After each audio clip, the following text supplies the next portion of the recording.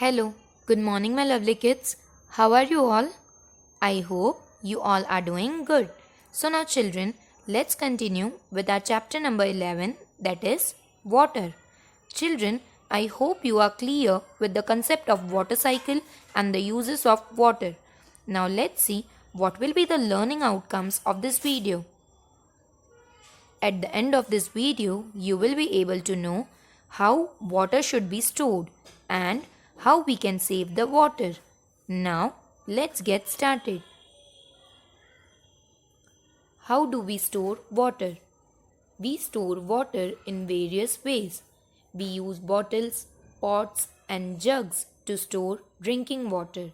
We use buckets and drums to store water for bathing or washing clothes.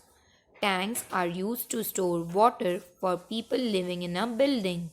Dams and reservoirs are used for storing water in large quantities.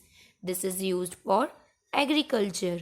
Children, tell me, why should we store water? Because water is very precious and we should not waste water. And on the other side, we should store water for our daily using. For example, for drinking, bathing, cooking, etc. Kids, we can store water in bottles, jugs, pots, tanks, buckets, and drums. Children, dams are used to store water for agriculture purpose. Now, let us see how we can save water. Save water. Water is necessity for all living things on this planet. Water is a blessing from Mother Nature. Water conservation is important because it is a necessity for life. Water saving is the responsibility of everyone. Water is used for drinking, cooking, cleaning, bathing, washing, etc. Without water, we will have problems like drought, hunger, and poverty. Children, it is the duty and responsibility of each and every citizen of our country to save water.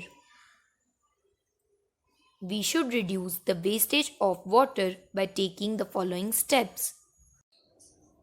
Children, here are some steps which we should take to reduce the wastage of water and to save water. First, turn off the shower when you are applying soap. Second, take quick showers. Third, use a small tub of water instead of running water when washing face, brushing teeth, or shaving. Fourth, use a wash basin to wash fruits, vegetables, and dishes instead of running water. Fifth, wash your car less and use a bucket instead of hose. Sixth, use the washing machine only when it is fully loaded. Seventh, use a dual flush toilet that has low water usage. Now, children, here your chapter number 11 gets over, and I think now you know that how you can save water, and you will definitely save the water. Bye, kids. Have a nice day. Thank you.